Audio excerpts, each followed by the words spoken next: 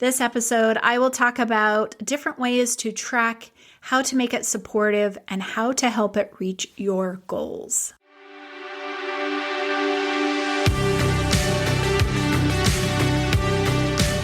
Welcome to Wealthy After 40.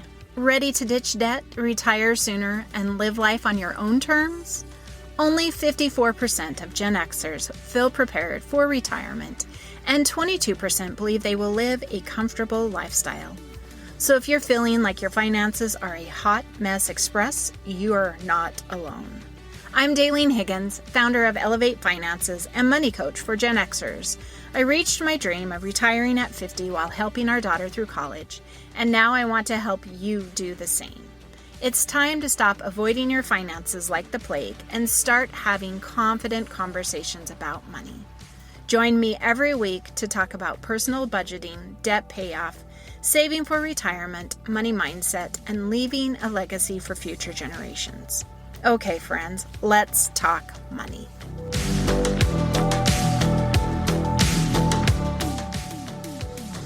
Today's episode is all about tracking expenses.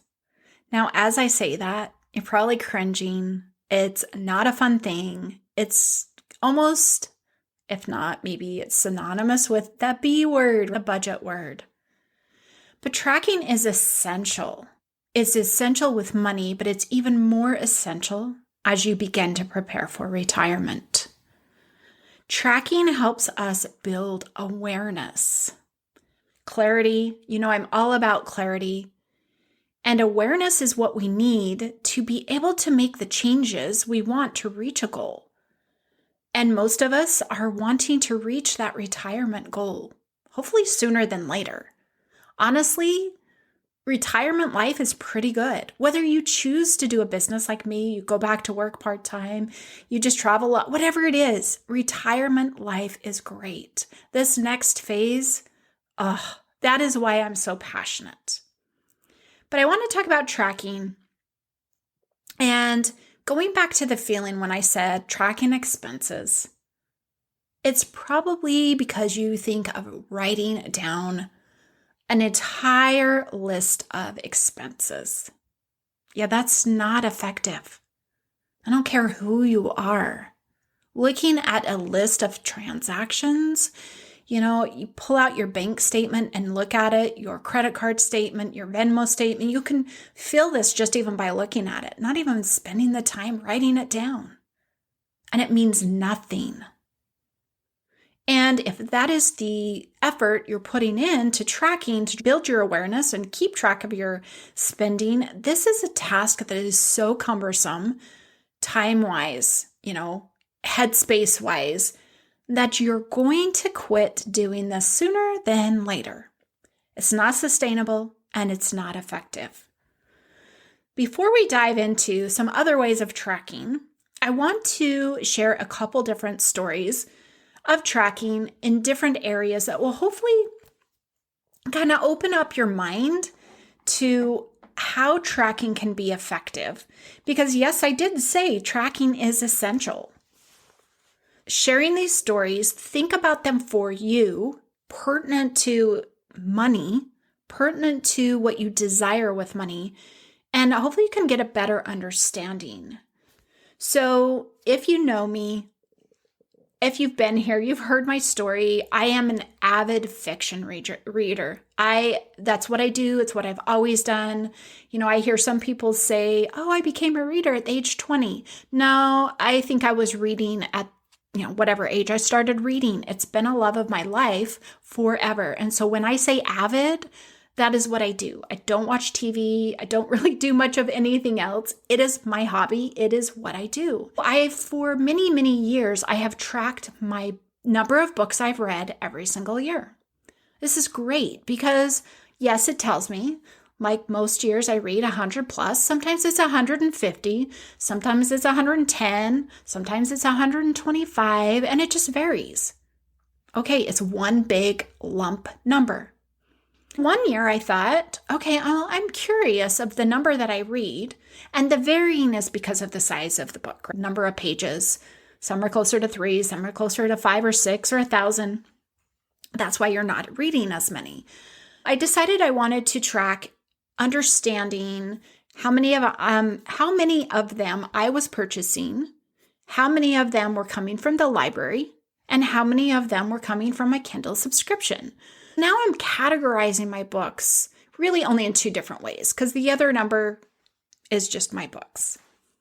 And this was great. It gave me better perception on how I was balancing, those that I bought with supporting the library, with making sure I was getting my dollar value of my Kindle unlimited subscription. It was very helpful to do that. And so as I would, talk with individuals, we'd talk about books, share how much I read, they would be like, well, how long do you read every day? And I'm like, probably 3-4 hours a day. And I was stating that because it'd be like, okay, there's a 2-hour window in the morning I read. That's what I do now, not what I did when I worked. There's like 2 hours in the morning, and then I love to finish up work like 3:30 or 4. And so if I have time before I cook dinner or not, so another 2 hours at night. I wasn't going too granular. At the start of this year, I found an app that would actually track how long I read. It was very simple. So that's why I did it. Otherwise, I probably would not have done it. And I realized that in the 2-hour period, like especially at night, I was really only reading about 45 minutes of it. Because I was either thinking of something else, or I had to go do a chore, or my husband needed me, or whatever it may be. This 2-hour actually reflected only 45 minutes. But that was what tracking showed me. Tracking is essential. Tracking is important. Now, if you look at the flip side of it, how tracking can help us push ourselves, setting goals and reaching them, tracking, I believe, is essential as well. Recently, I've been trying to increase the number of steps I get every day, which means I'm not sitting behind this desk working a lot if I'm getting my, number of steps. Before I started, I looked at what had already happened and I had an average. And so I set off, instead of with a lofty goal of I'm going to do 10,000 a day where I was only averaging about 5, I set myself at a nice stretch, but not too far out there, of 7,000 steps. Being able to track that, meet that, keep it within reason has helped me to be successful. More days than not, I've been able to reach that. And that is because I am tracking a goal that is not so far out there that I'm going to find failure, feel that failure every single day. Again, tracking is essential. Consider this. You head into a financial advisor and you tell them, I need to know how much I need to save to be able to retire with the number. And so he does all of his calculations, he or she, because I do know there's both. He or she does the calculations and they say, okay, you need to be, saving $1,000 a month. Okay, you go ahead and you do that. You set that up. But what if this then takes away from your stability, your spending, your bills? If you have not been tracking prior to that, that $1,000 may be just a number in the air. But there's also a flip side of that.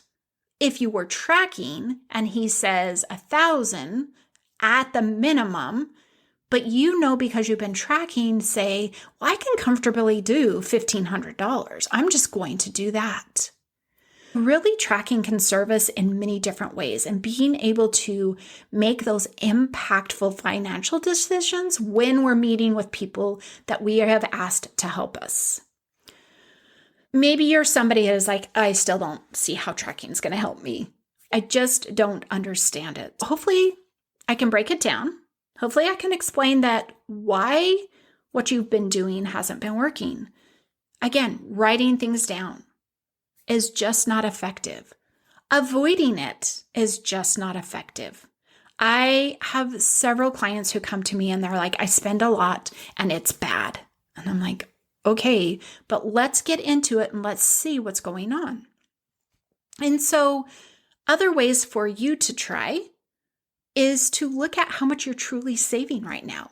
That is the first step you need to be doing to reach retirement, is saving. And if you're not doing anything, you're not going to make it. Start off with that. If you're already saving, figure out what your savings rate is, and can you increase it a little bit? Again, you're tracking your percentage. It gives you a number. You're not having to track your expenses. Now you're tracking saving. It just gives you a whole different perspective of being able to track something. If we track something, we will find progress. Another way, if you're like, well, I just don't know about that because I feel like my spending is a lot, write down your list of expenses from the areas you feel like you spend too much. Maybe you feel like you spend too much at Target. Go explore that. Maybe you feel like you spend too much at the grocery store. Go explore that. Whatever it is that you're like, I spend too much here, go explore that. It's very important to actually track this and see this. And yes, it's going to be a process, but it's definitely something that's worth doing because then you have a measure, then you have a way to actually make a change.